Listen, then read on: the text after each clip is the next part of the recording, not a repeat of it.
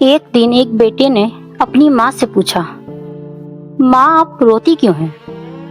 ماں نے کہا، کیونکہ میں ایک عورت ہوں۔ بیٹے نے حیرانی سے کہا، یہ بات میں نہیں سمجھا ماں۔ ماں نے اسے گلے لگایا اور کہا، تم کبھی سمجھ ہی نہیں سکتے بیٹا۔ پھر اس بیٹے نے اپنے پتا سے پوچھا، پاپا ماں ہمیشہ کیوں روتی ہے، وہ بھی بنا کسی وجہ کے؟ پتا نے جواب دیا، بیٹا تمام عورتیں بنا وجہ ہی روتی ہیں۔ وقت گزرتا گیا، وہ بچہ بڑا ہو کر ایک مرد بن گیا، مگر آج بھی وہی سوال اس کے ذہن میں گونجتا رہا، آخر کار عورت روتی کیوں ہے؟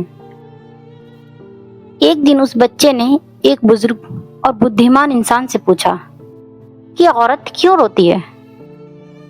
اس عالم نے جواب دیا، بیٹا جب اللہ نے عورت کو پیدا کیا تو اسے مضبوط کندھے دیے تاکہ وہ دنیا کے بوجھ کو سہ سکے، اسے نرم اور دیالو باہیں دیں تاکہ وہ دوسروں کو سکون دے سکے، اللہ نے اسے اندرونی طاقت دی تاکہ وہ بچوں کو جنم دے سکے، اور اسے اس سمے پر بھی صبر کرنے کی طاقت دی جب وہ بچے بڑے ہو کر اسے چھوڑ دیں۔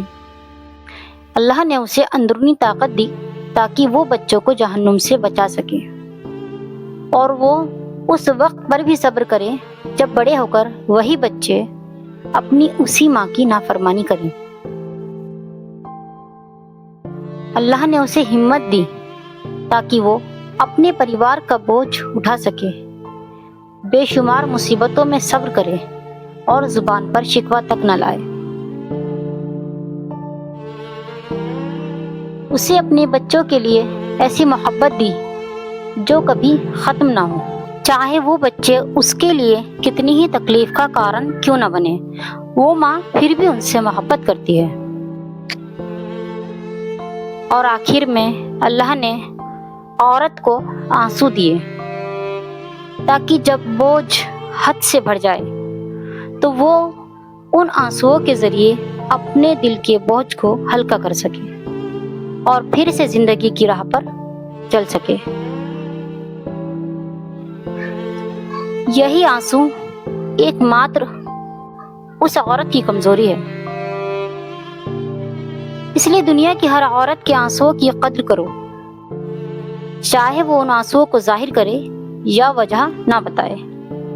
یاد رکھو، جس دن تم پیدا ہوئے اس دن تک تمہاری ماں کا شریر تمہیں اپنا پوشن دیتا رہا ہے۔ ناف کا نشان تمہارے شریر پر ہمیشہ رہے گا تاکہ تمہیں یاد رہے کہ تمہاری زندگی ایک مہان عورت کی محبت سے شروع ہوئی ہے۔